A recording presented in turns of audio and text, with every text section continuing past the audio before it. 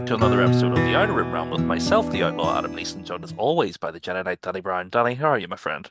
I'm good, I'm good. I made a big old pot of spaghetti and meatballs for dinner this evening, and I added a load of extra cheese to it.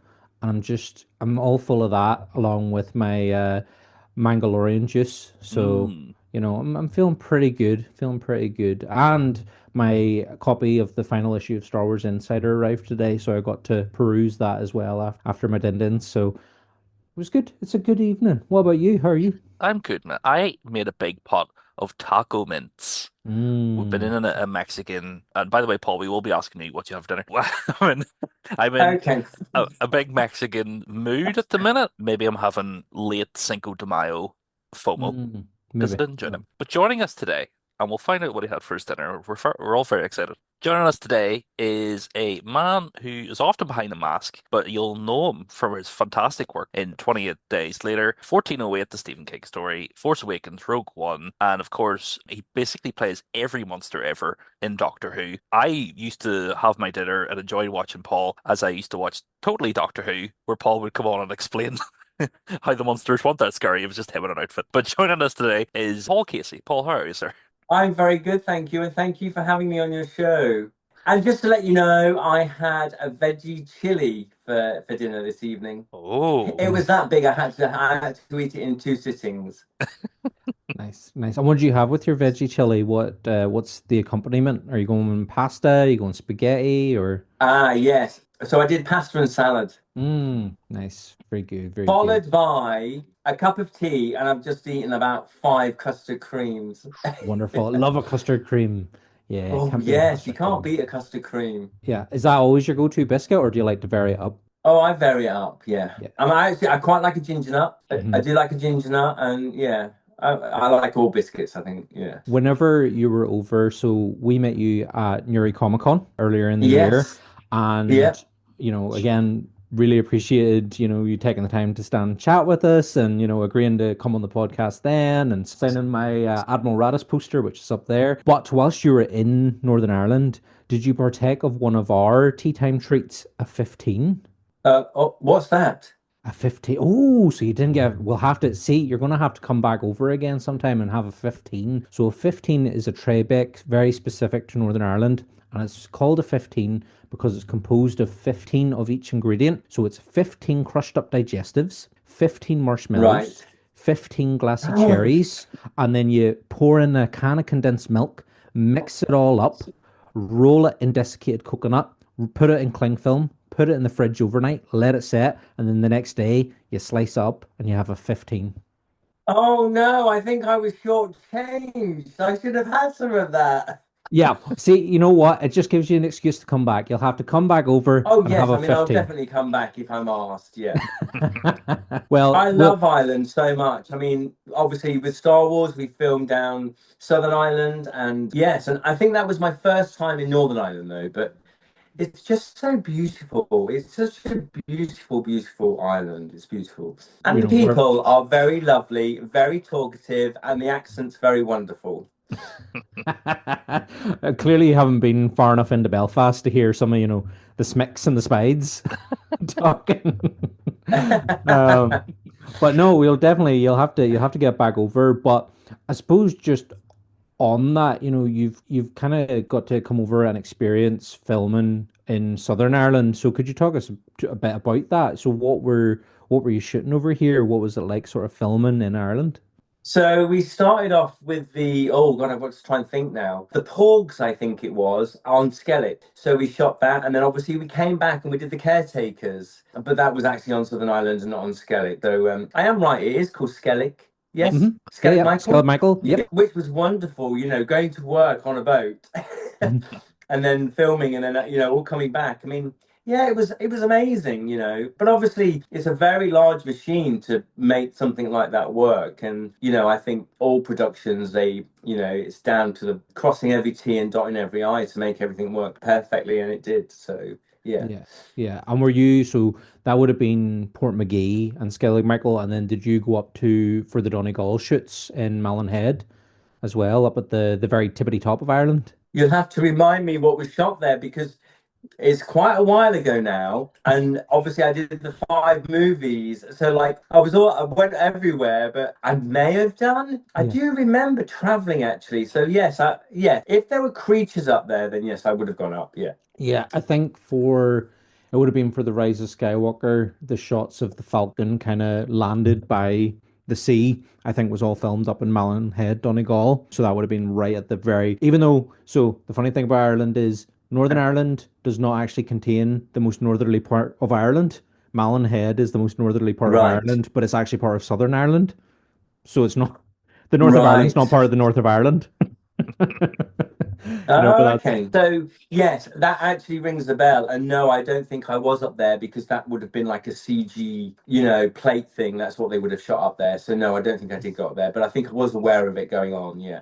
yeah, okay. Suppose kind of taking you back then to before even working on Star Wars, were you a fan of Star Wars? Were you, before getting to take part in that world, did you grow up with it? Oh yes, absolutely. Like, from 4, 5, 6, and 1, 2, 3. Yeah, I mean, they were all part of my childhood. I was brought up on a farm, so my sort of daily life was very farm led. Up horses, all that sort of thing. And but yeah, I do remember watching them as a child, and yeah, amazing. Like just amazing. The first movie I got taken to by my parents was E.T. That Oh, was my first cinema experience. Yeah, so I do remember it. And then obviously working on it, you sort of revisit them all, don't you? And you do your homework and you sort of catch up on everything because you sort of need to know it in a deeper knowledge, if you see what I mean. Yeah, it was just very much part of my childhood, really. Yeah. yeah. And seeing the likes of E.T. being your first kind of cinema experience and seeing, I suppose, your first creature, Yeah. was that kind of, was there like a wee spark there that kind of made you think, I want to work with aliens. I want to kind of get involved in creatures, or is it further along the line So that I that comes think, up? well, I can't remember when E.T. was released, but I've got a feeling I was about 8, 9. So no, I mean I was a typical farm family basically. So yes, that was far, far, far away in a different galaxy that wasn't even in my mind really. So yeah, but it came about so wonderfully because I started to dance at 14 and a half. At 17 and a half, I went and trained professionally, trained as a professional dancer, singer, actor, do the gymnastics and the contortion. And so the first part of my career was professional dancer basically and singer and West End shows and the corporate and the fashion and the TV. And so yeah, it was all sort of that. And then it changed. I was in a West End show and I got called by an agent just to say, oh, there's an audition. They're looking for physical movement people for a film. Are you interested? And I was like, yes, because I said yes to everything. And I auditioned and it was like the first round, which was a movement round. And then I got a recall. I didn't know what it was at the time. And then the recall was Guillermo del Toro and all the producers were there.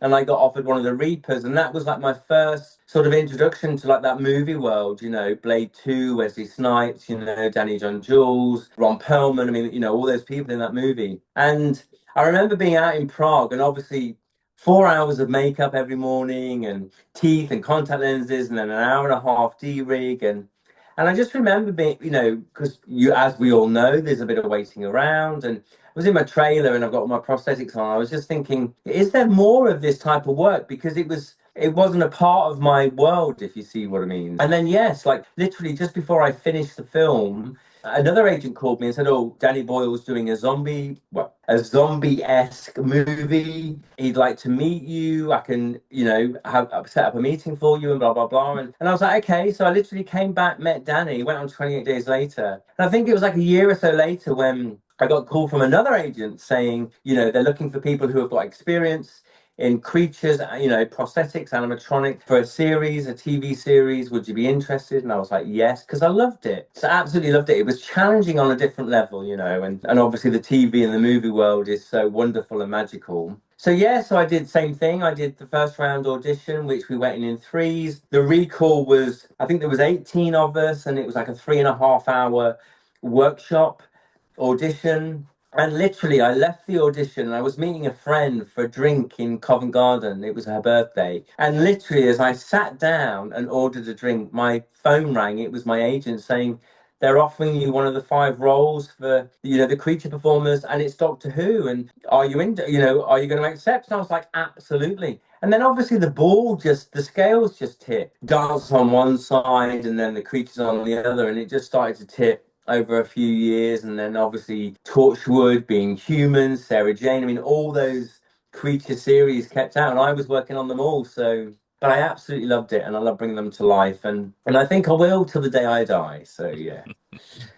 And then obviously it changed again when Star Wars came around, because I'd done so much of it and my background was movement and choreography and that sort of thing, that I just got asked to be on the outside. But I'm known for playing creatures, so they offered me a couple of roles, but I was actually sort of, the movement coordinator. I'd rehearse all the performers and everything, So yeah, anything that moved, I would rehearse it. And then so that was like a second and third change in my career, really, in that sense. And then from that, I then started to get asked to work with sort of actors on series, and if there was sort of oddities of movement or anything like that, I'd get a phone call. And yeah, it's just been truly wonderful. So I've had like 3 stages to my career, really, which I've not caused myself. It's just naturally progressed that way. But I often dip back and do a bit of dancing, or I'll do a creature thing, or I'll do a movement thing, and it's quite nice. It's just, I suppose, it's just having more tools in your bag, isn't it? I suppose, really. But where Star Wars was concerned, I just learned an awful lot. I mean, obviously, an awful lot. You're asked to do a job or a role or anything because you're known for it. But you're constantly learning. Like, everything's new. There's new challenges. There's new things to solve, and all of that. So yeah, I learned an awful lot. I suppose I could say my bag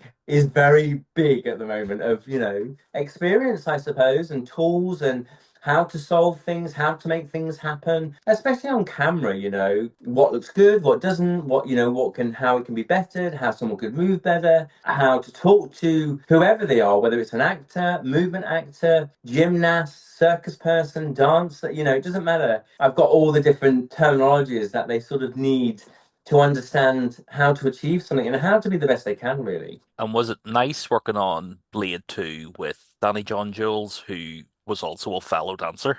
Yeah, yeah. It was just amazing. Like, yeah, it was just truly amazing. And actually, quite often I get asked the question, what's the thing you hold like a golden nugget? And I always say Blade 2. And it's because it was the first thing. And if that hadn't have happened, like if that door hadn't have opened, you sort of question what would have been my journey. And having that door open with Blade 2, Guillermo del Toro, and all those huge actors that were in it, it obviously sort of pushes you in that way, doesn't it? Because it's a very large door, really, isn't it, that movie? So, and it was for me, and I had a wonderful part because I was the Guard Reaper, and I'm the one that they capture and they autopsy on. And so yeah, it was great, and it was amazing working with Guillermo. I mean, he's just a legend. I mean, he truly is. So And what was it yeah. like kind of going from a project like Blade 2 to then 28 Days Later, which I suppose at the time, because of the way the film is shot, it's all digital handheld cameras.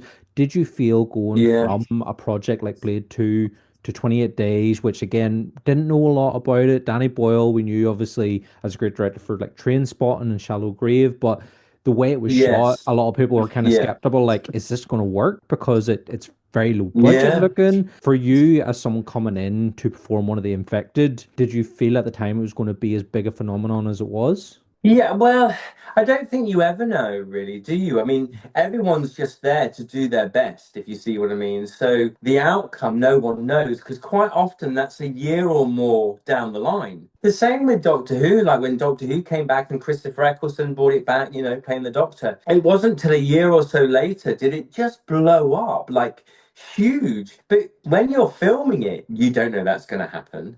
Do you see what I mean? But what you are doing is you're just doing the best you can do. And obviously, it's wonderful when that happens. And, it was sort of Danny's, going back to 28 Days Later, I mean, it was Danny's pure dream idea of what they were and how they moved. And you're there to create it, you see. And obviously, because everyone was physical performers or whatever background they were that they used. I mean, you're pulling on all your experience and movement knowledge to create what he's wanting, if you see what I mean, and that sort of intensity. And I have to say, and I'm going to say this probably only once, every job it's just so different. Like you can't compare, and it's the same with every creature. Like, even though you sort of say like, oh, you play creatures, but for me, every creature, every costume, every head, the vision, the hearing, it's all different. It's almost like you're putting on a brand new pair of shoes and you're learning to walk in them. That's what it's like on every job, if you see what I mean. The only difference is you gain more experience as you go along, and obviously you quickly learn how to walk in new shoes. Or high heels, I have to say, because the trees from Hume in Doctor Who in the first season, myself and Alan Roscoe wore 4-inch high heels under those costumes, and those costumes actually won the costume designer of BAFTA. Hmm. Yeah, so it's just wonderful. And I do sit here even now and I do feel very blessed. And obviously, sometimes I forget some of the stuff I've done and played. And, when people say to me, list all your Doctor Who characters, I don't even know myself. Like, I don't, I can reel off quite a few, but I would miss some out. Yeah, it's just wonderful. I look back with very, very fond memories. And yeah, I do. How is it working on Doctor Who? And did you feel sort of a bit of intimidation stepping into like iconic roles like the Cybermen? No, I didn't really, because they were sort of like a new version of them. And obviously their new suits and all of us, there were 10 of us, and we got sort of rehearsed by Elsa Burke and the movement and, trying to get us all sort of military and all in time and all in sync. So all you're really concentrating on is that perfection of what's required and hitting your marks and things like that. You're not really thinking about what that character is. I mean, I was very aware they were an iconic character, if you see what I mean, within in the Whoniverse. But nevertheless, you're still there doing the best you possibly can. And all of us, all 10 of us, I mean, it was a great team of guys. And obviously, a lot of us went on to play the Oods and the Jadoon and all those different characters where there were multiples of them. And yeah, it was just so wonderful. Yeah. And how many people fell over wearing the Cybermen suits? Do you know what? I don't think anyone did. Oh. I don't think anyone did. Not that I remember anyone falling over. Mhm. Yeah, I mean, the hardest thing, so it's easier going upstairs, but it's really difficult coming downstairs because if you imagine you don't have that vision. And I remember we were doing the Jadoons and they wanted us, I don't know how many, I think there was either 3, 4 of us, and we had to come down in single file down these stairs. And it's difficult. And obviously, I was always the one that led everybody. So I was always the first one. But you just sort of you learn how to do it. Like you learn how to pace your steps, get to the top step. I mean, it's all that sort of stuff, but you can't see any of that. But yeah, coming down the stairs, like you're almost holding your breath, thinking, please don't stack it down the stairs. But going up's easier because you can sort of, the limited vision you have, you can see the ones in front of you, even though you probably can't see the 4 or 5 underneath. You can sort of work it out and rehearse it and things like that because you just have to rehearse the steps with the head off and then you put your head on and stuff. And obviously, the more you do it, it becomes a breeze. Going then into, so you sort of said that jump from doing all the Doctor Who stuff into Star Wars was an even bigger sort of jump in terms Yeah. of experience and scale. So you get to kind of go into The Force Awakens and you're performing as Ello Asty, which is, I suppose, at Yeah. that time is a completely new alien species to Star Wars.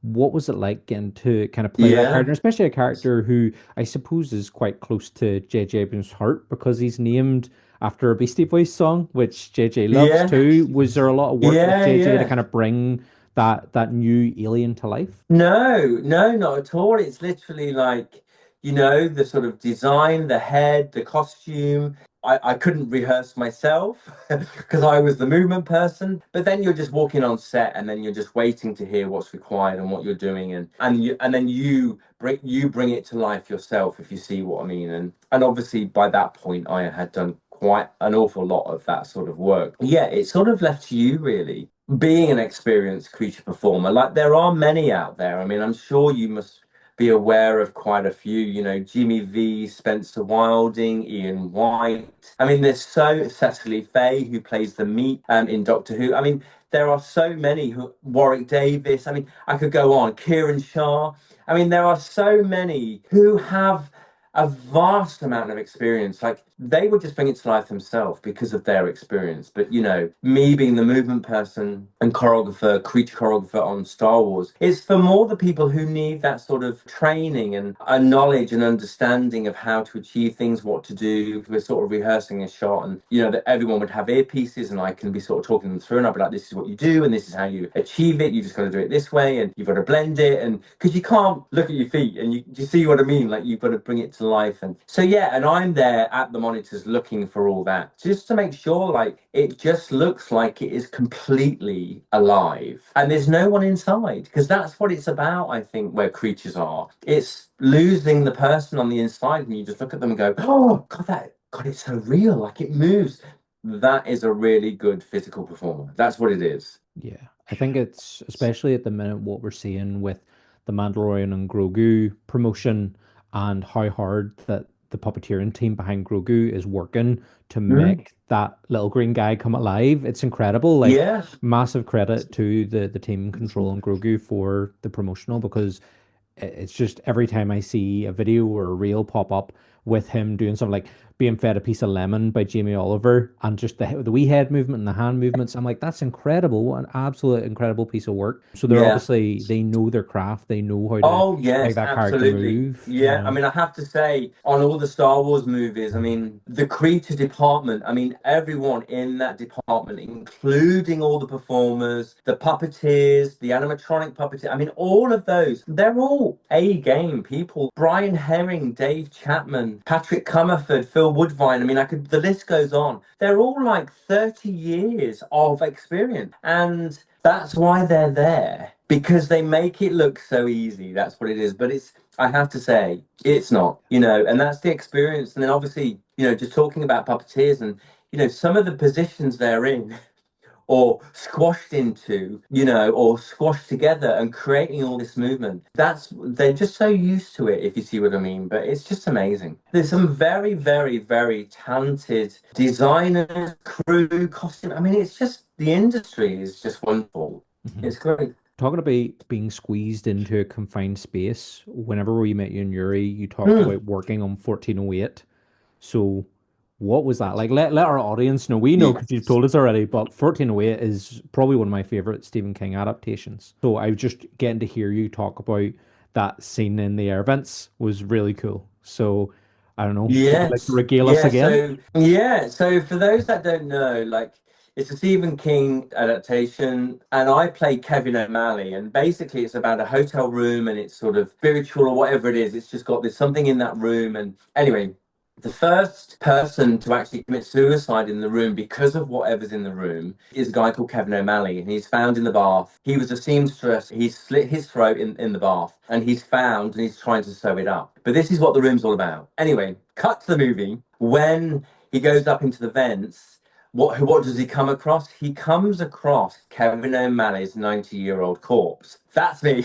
So I'm basically Kevin O'Malley's 90-year-old corpse, and I'm laying in the vent, and there's all these cobwebs, and they were putting cockroaches on me, and there was all this stuff going on, and so they shot over me onto John Cusack first, and then, but because they dressed me with all these cobwebs and everything and dust and that, they were like, you can't move. Because we've shot and we've seen from the back of you, when we turn around, it's got to be the same. I laid there for over 4 hours. And then when they turned the camera around, they were like, okay, let's shoot. I had literally stiffened up completely. And then I think my first shot was chasing him down the corridors. And the director sort of loved it that much. He wanted to do like his own extended version of just the chase in the, I can't remember how many days we shot it over. But it's wonderful, all these things. And then obviously I had to do all the photos of Kevin O'Malley in the bath, the ones that were, I don't know what year it was, 1910 or whatever. So I had to do all those. So in the movie, when they've got all the photos, I had to do all those and stuff like that. So yeah, it was good. It was amazing. And yeah, and Cole Derrick, who did all the prosthetics and stuff. I mean, amazing guy. And, the prosthetics were great. And yeah, it was cool and scary. I always play these sort of monsters, nasty, vampire eating or whatever they are. I do get to play the odd nice one, like, I don't know, Ood Sigma. I play Ood Sigma, and Yeah, there are some nice characters, but the majority of them are these sort of nasty, ghoulish type characters. But it's wonderful. Paul, we previously spoke with Details, who worked on The Force Awakens, and he sort of said that Yes, I the know details very well. he's a lovely man, but he says that Yes. the creature performers, all they do all day is laugh because they're just having fun. Is the key to being a creature performer, one, having that sort of humor to it, and two, having a lot of patience. Yes, I understand why Dee would have said that, and I think, when you're fully dressed, you are very isolated, very limited vision, very limited hearing. So obviously, when you're on a break and your head comes off and everything, and you're sat with everyone, I mean, yes, there's some wonderful, wonderful characters and sense of humors, and you have to have fun, And the thing is with creatures is it is challenging. Like all creatures are challenging, if you see what I mean. If it's not what you're wearing, it's because of the limited vision, or the set might be dark and you can't quite see that much, or the opposite, you've got a blinding light. And if the lights hit your little holes, if you've got holes, you just get like wiped out type thing. So it is really challenging and it takes an awful lot of focus and to, bring them to life and stuff. So when you have got that downtime and stuff, yeah, it is about having fun and having a laugh and a joke. Whenever you mentioned earlier about how getting to work on Star Wars, you start to kind of go back and delve into the original movies again and sort of revisit to Yeah. understand it on a deeper level. And I suppose coming into Rogue One and playing a character like Admiral Raddus, a Mon Cal, we already have the most iconic Mon Cal, Admiral Akbar. So Yes. in preparation for moving Admiral Raddus, did you sort of look to the movements of Akbar and sort of his gestures and even the way Raddus sits in his chair? He's a far bigger Mon Calamarian than Akbar is. So how did you sort Good. of be influenced by Akbar whilst also bringing that slightly bigger, broader energy to Raddus? Yeah. So exactly what you just said, basically. And the added golden nugget was Tim Rose was working on it as well. So not only was I sort of watching, him, and also it's not just what's in the movies, it's trying to get to see the behind the scenes stuff and all the shots that weren't used in the movie because they're all golden, right? And because obviously we all shoot an awful lot more than ends up in a movie. So absolutely. So I took that, and then obviously exactly like what you've said, Admiral Raddus, he's a larger version, so I just made him a larger physical performer, if you see what I mean. But I mean, they're supposed to be cousins, I think, or there's something, there's some connection, and when you've got something that is the same species, I mean, there has to be some similarity to them, if you see what I mean. There has to be, and so yes, I did all of that. Yeah, Yeah, I'm going into it then. You've got Stephen Stanton does the voice for Raddus then, and he's sort he of does. Star Yeah, Wars voiceover royalty at this point. He's voiced Grand Moff Tarkin, Obi-Wan Kenobi. He's been doing the Star Wars voiceover game for a long time. So did you yeah. know that Stephen was going to be doing the voice whenever you were acting him, or was that kind of revealed to you after? Or I can't remember when I did hear that it was going to be him. I don't think it was when I was filming it. I think it did come afterwards because obviously that all comes later, if you see what I mean.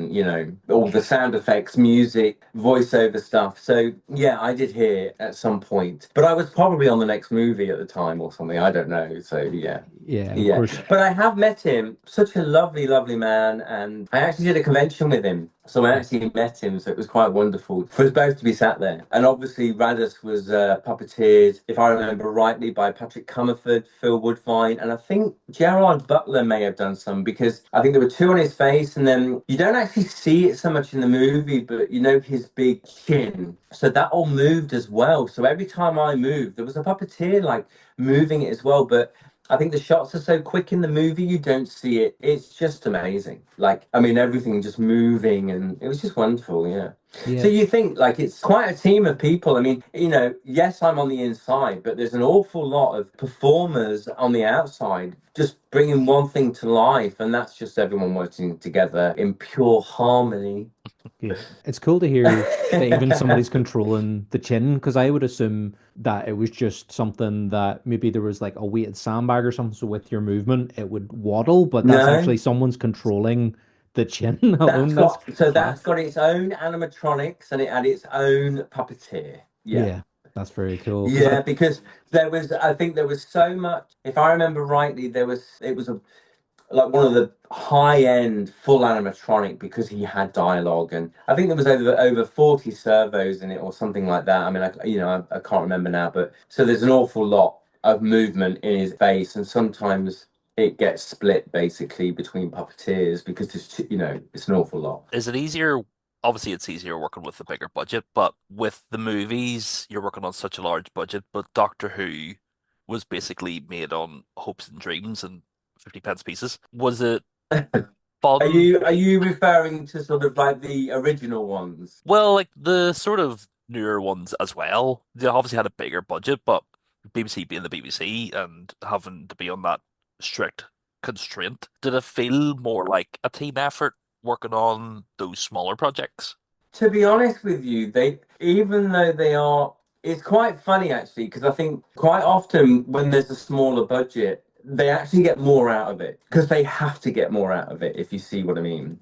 So it never felt like that on Doctor Who. Like, yeah, they can't have like 30 creatures or things like that, but nevertheless, they're still getting high end, I mean, everything, sets, props, costumes. I mean, they get the best out of everything basically because they have to. And then obviously with the filming, I suppose the biggest difference is, with TV, you tend to film an awful lot more. You do an awful lot of different shots for a scene, which I prefer, and I think everyone prefers because when they get into the edit, they've got more choice in the edit. Where I think more movie, the shots are so much bigger and there's so much more, involved that they actually set them up in that sense, and so you sort of do less shots, if you see what I mean. So TV is probably a lot faster, shot after shot after shot after shot, basically. Yeah.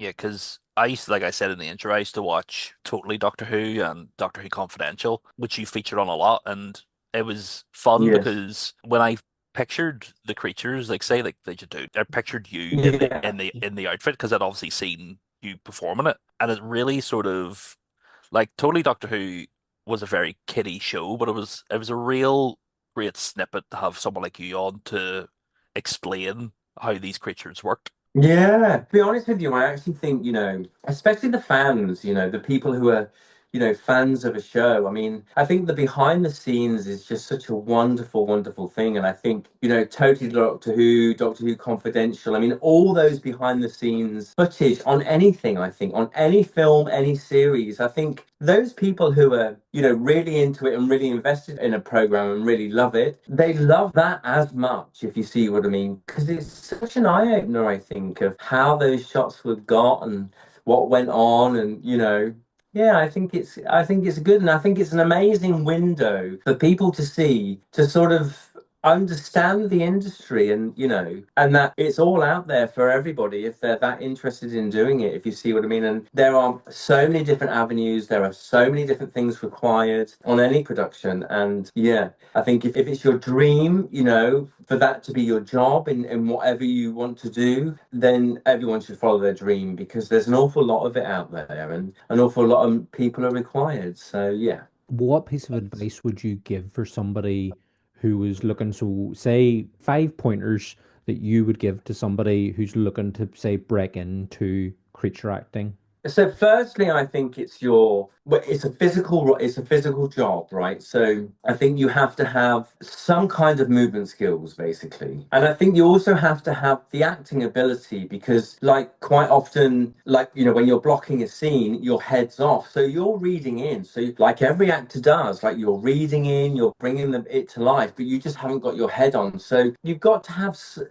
have definitely movement skills. And obviously the more you have, the better you'll be. Then obviously the acting part or the performance side, and then gaining experience. I think, no matter what that experience is, because most people don't know if they're claustrophobic or not until they put on a mask. It could be your dream to play a creature, but actually you're really claustrophobic and it's just not for you. And quite often people don't realize that until they get to that point. So that's probably three pointers, right? So obviously movement, like the performance, acting sort of side, experience. Then I think it's your passion, right? And I think if it doesn't matter what you're passionate about, if it's creatures and wanting to bring creatures alive, you have to follow your passion and your dreams. Do you see what I mean? Because at some point it will happen. It's such a wonderful, wonderful inno for someone who hasn't, let's say, played a creature yet. This always happens. So whenever a creature walks on set, it's just amazing. It's just a wonderful, wonderful thing because you've got the performer inside, you've got the costume, you've been transformed, whether that's prosthetics or animatronics or whatever it may be. But it's actually it's just wonderful. Like the creature world or the puppeteering world, like the puppets. And I mean, all of that, it's just such a wonderful part of the industry, I think. And I suppose one other thing would be like, for example, my journey, because like my journey wasn't, it just happened, like it just came about. And I think that's quite often how it does happen with creatures. So, even though your journey may not be weaving that way, at some point it will. Do you see what I mean? Because it will come about and you just have to be open to it, basically. Is there a franchise you wish you could work on but haven't had the chance? Well, I suppose it's either Star Trek or Marvel, right? Mhm. I'd love to work on anything. Like, it's just so amazing to be a part of, any type of franchise, sort of sci-fi type, legacy type thing. I mean, they're so wonderful. There's such wonderful things to be a part of. So all of the above is a yes for me. We'll get you in the next Harry Potter. That's what we'll do, Paul. Yeah. Yes, well, actually, I've had friends on it already. I'm just not sure there's anything my height in Harry Potter. So, because a lot of creature work is about your height. With Doctor Who, a lot of those creatures, they were all sort of average height, and I was average height. And the Cybermen, the Jadoon, the Ood, I mean, they're all average height performers. But actually, there's a lot of creatures, who need performers of shorter stature.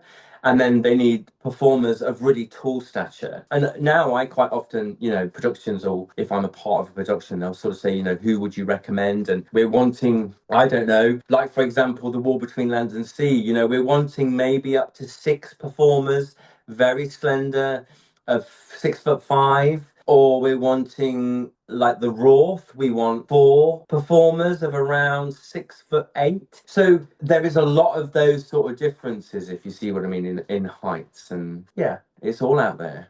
Do you have a preference, I suppose, between, because as you say, a lot of the creatures you're playing are mean and nasty and snarly, but do you Yeah. prefer doing horror or science fiction? Horror, I always find when you watch the behind the scenes stuff, as dark as the material may get and gory as it might get, it seems like they have a lot of fun on horror. Yeah. Do you think, do you have a preference between the horror and the sci-fi stuff? Or again, just Yeah, love it it's all? quite a funny thing. Where horror's concerned, because you're on set and you know it's sugar blood and they've got like 10 different like colored reds and then they've got all these different things and then they've got guts but it's all plastic. It's all made of whatever it's made of. Like even how it's shot and how it's edited and how that movie ends up is really quite terrifying. The actual making of them it's not like that on set, if you see what I mean. And it's the same with Doctor Who, like all those little scary moments, if you see what I mean. I don't know, let me think. Madame de Pompadour, I play the clockwork droid in Doctor Who, and I'm the one that's under the bed, and David looks under the bed, and I'm the one that sort of comes out, sort of thing. Now it's really frightening, like because of how it's edited. But there's me under this bed. Like I can only just fit under this bed, and they're trying to get this shot. But yeah, that's just how it all comes about, isn't it? It's sort of everything coming together to get that sort of shock factor and or the spookiness or whatever it may be. And yeah, it's quite funny. I suppose out of the two, they're quite hard to sort of choose against, really, because they're such different genres, aren't they? Really, in a way, because I suppose sci-fi. I mean, I do love sci-fi. I think it just transports you, doesn't it, to different realms, doesn't it? Like different planets and galaxies, and it really opens up your imagination.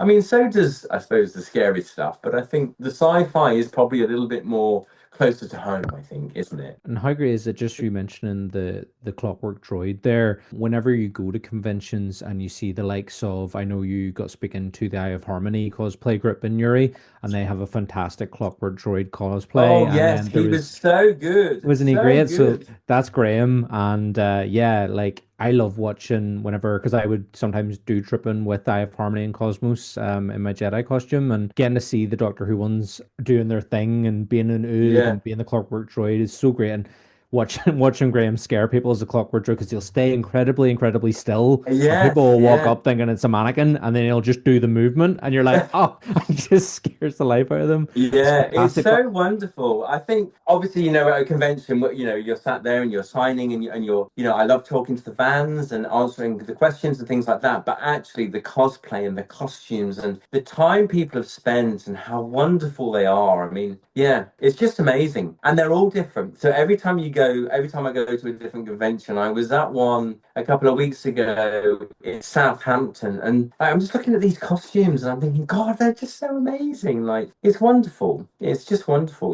They are quite often they're the people that will probably end up being creature performers because they're already used to it.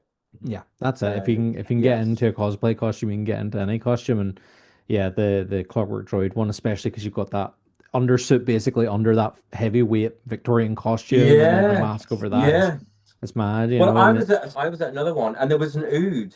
Someone had actually made an ood. I mean, it's amazing. Like, the time people spend but it's wonderful, isn't it? It's yeah, just so wonderful. that's it. Yeah. Even Chris Stevens that was there had made the Admiral Raddus mask that was at his table. He had like Yeah. handcrafted, like sculpted, and then molded off them, and it blows me Yeah. away the talent that people have. It's incredible. Yeah, yeah. And it's more hobby, isn't it? Like that's people's hobby and they're wanting to do it and they want to create these and they want to wear them and I love it. I absolutely love it. I just think it's wonderful. Paul, is there a sense of pride with a character like Two Tubes, who, is such a just like offhand character? He's just there, but the Star Wars community have sort of fallen in love with him, and you get people cosplaying as Two Tubes, and he's went on to have a sort of, legacy in comic books. Is there a sense of Mm. pride in bringing those characters to the screen? Yes. Well, you are aware there's two of them, right? Oh, yes. So there's Ben Thick and there's Ed Rowe, and I play Ed Rowe, and then obviously Aidan Cook plays Ben Thick, and Ben Thick's done a lot more. So yes, I just think they're a very, very clever design. I think they're wonderful to look at, amazing on screen, if you see what I mean, because they're almost sort of like they could be sort of droid-esque. Yeah, they're wonderful characters, and they look so cool. We did shoot a scene, it's not in the movie, but both Aidan and I, as Edro and Benthic, we had to run around a corner and then go get up into a ship and to take off. And it wasn't used in the movie, but it was so cool to do it. It's so cool, jumping into the cockpit. So it was so cool. And do you have, I know you said sort of every character is different, every approach is different to every character, but do you have, I won't ask you your favorite because it'll be like asking you to pick your favorite child, but do you have a top three?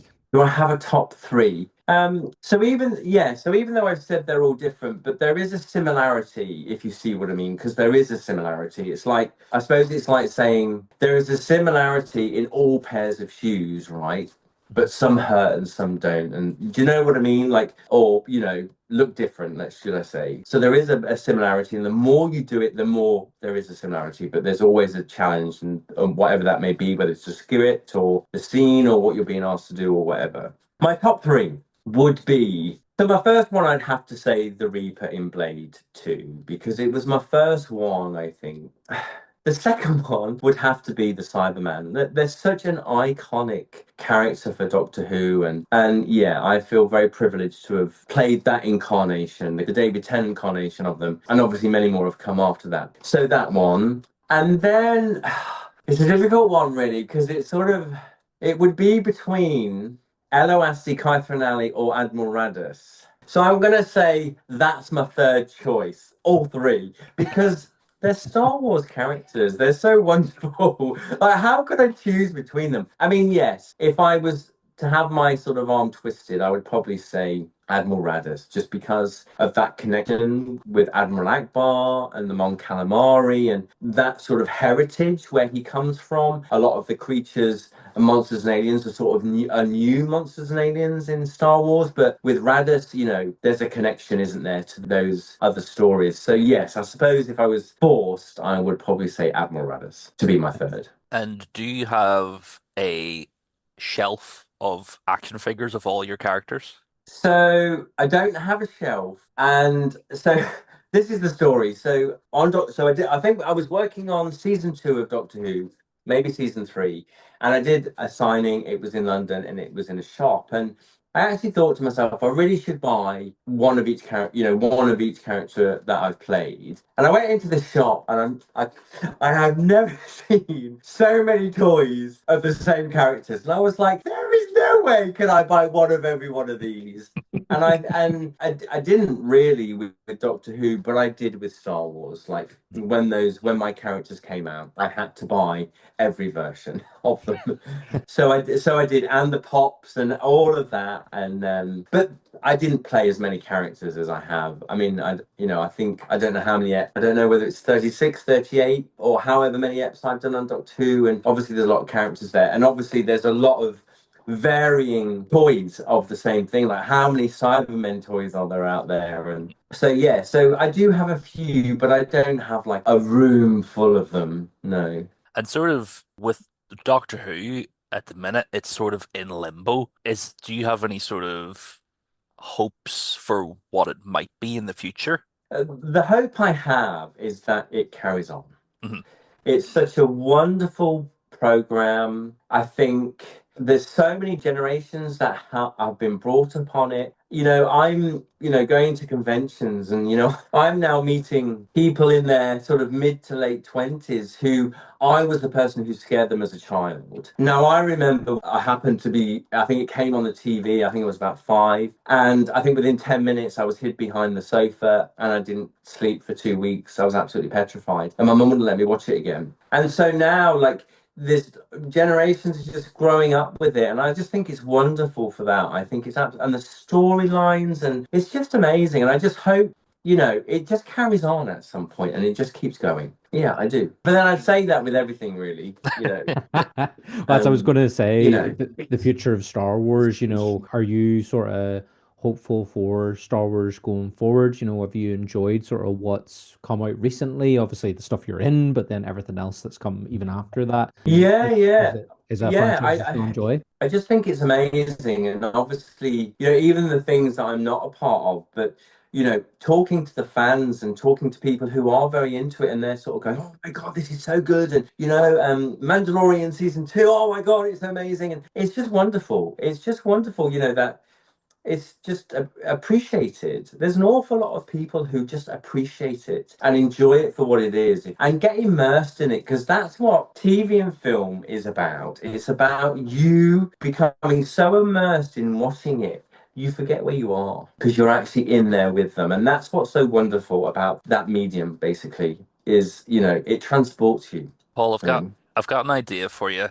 to bring back okay. Admiral Raddus. And you need to go to Disney and Lucasfilm tomorrow and pitch this idea. And me and Danny will help write it. But Okay. it's basically Admiral Raddus. It's a remake of Grease 2, not Grease 1, Grease 2 with Okay. Admiral Raddus, and there's Yes. rival moped gang storyline, and it's Raddus sort of just like in trouble, but also he's in the academy learning how to be a star pilot. I think you could I throw in. think you should. Well, actually, no. I think you should write it. You're right. Yeah, You're right. I think But so, Adam. Yeah. who would be my Sandy? Oh, We'll write like a female Mon Cal, and we'll just keep her Sandy because she lives in the sea, so it's all Oh right. yes. Yeah. Yeah, yeah, okay. All right. Yeah, yeah. I think you should do the brief and take it in, definitely. I'm gonna Yeah. say we're gonna do 6 seasons, 20 episodes a season. They'll love it. Yeah, yeah. I'm sure they will. Yeah, absolutely. It will become the biggest thing in the world of Star Wars. Yeah, I think George Lucas would love it because he's a big, he's a big fan of mopeds and speed, and I'm sure he loves Grease too as well, you know. Oh yeah, yeah, Who absolutely, who yeah. doesn't love Hmm. Grease too? Yeah.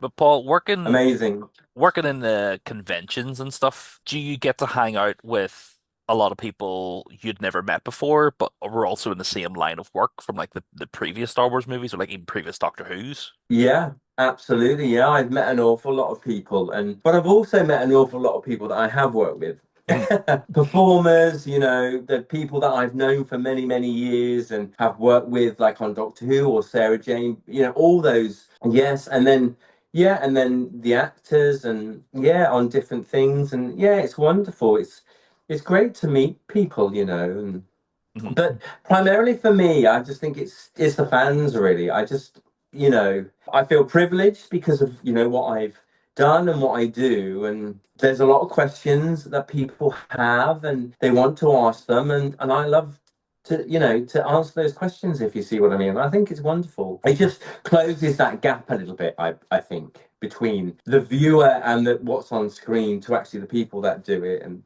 yeah, I think it's lovely. Well, we know firsthand, Paul, from meeting you at Newry, that you have a lot of time for people at cons, and that's sometimes very rare when you go to conventions. It's a lot of take a photo, go ahead, take a photo, go ahead. But to your own credit, Yeah. you have a lot of time, and kids were coming up dressed, as Doctor Who characters, and we're all very excited to see you. So the people in the audience, if you have a chance to meet Paul at one of these conventions, it's a true honor because you told us some amazing stories, and we were just like, "Thank you, Paul." Yeah, yeah. Well, actually, no, I'm actually going to tell your listeners actually what did happen. You came along and I didn't shut up and I just kept talking and you couldn't move away. You were just very polite. That's what it was. No, we loved every minute. So much so we were like, let's get No, him on the no, I know. podcast. I'm just Let's get kidding. him on. Yeah. No, it's wonderful. It's great. But like yourselves, like you're taking your time to do this and you're putting this out there and people can listen to this and it's sort of like, it's in their front room, isn't it? So they're going to listen to this conversation with a cup of tea like I have. And yeah, it's wonderful. I just think it's wonderful. It's amazing. And, yeah. So good on you both. That's what I say. Well done, you two. Thank you, Thanks, Paul. Paul. Like we said, the details that me and Danny doing stuff like this, and other people that do stuff like this, are the new behind the scenes that you don't get on DVDs anymore. So Yes, you're getting the behind the yes. scenes from the people that were there, Yes, and it's yeah. So it's a on Doctor Who, they did do like commentary versions. I don't know if you ever watched any of them where I remember doing one with Graham Harper. So we're sat there watching it and we're having a conversation while we're watching, I think it's one of the Cybermen episodes, and they use that. And I suppose that's what this is sort of like. We're not actually commenting on a movie that we're watching, but we are talking about an awful lot of different things. And yeah. Hmm. Can you tell Russell T Davis that petrol is not a good name for a character? Do you know about this? Petrol, Yeah, so there was a behind the scenes from the latest season of Doctor Who, and Russell T Davis was like, "I've always wanted to name a character called Petrol." petrol. Yeah, don't know why. Oh, I don't think I've seen that. We'll Yeah, send you the Well, clip. It's very bizarre. he may think it's a good idea. yeah. It'd be a very expensive name in this particular economy anyway. Well, yes, yes, yes. And getting more expensive. Yeah. But Paul, thank you very much for your time, sir. It's been a true honor to speak to you. You're more than welcome. Thank you for having me once again. It's been a joy to chat to you both. Thank you very much, Paul. Danny, thank you as always for joining me as my glorious co-host. But of course. And thank you everybody for listening. Check us out on the socials, your Instagrams, Facebooks, Twitters, and TikToks. Um, Woo! you can join us next week for more fun and shenanigans in the stars. But until then, we have friends everywhere. Goodbye, everybody. Bye-bye. Bye.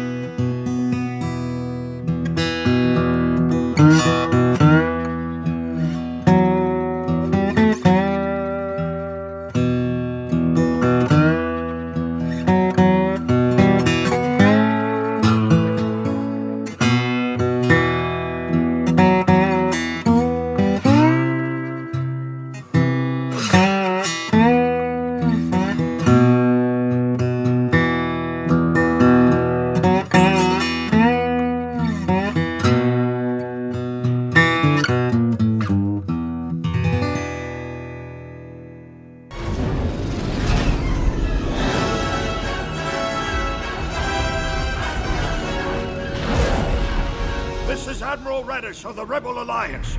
All squadron leaders report in.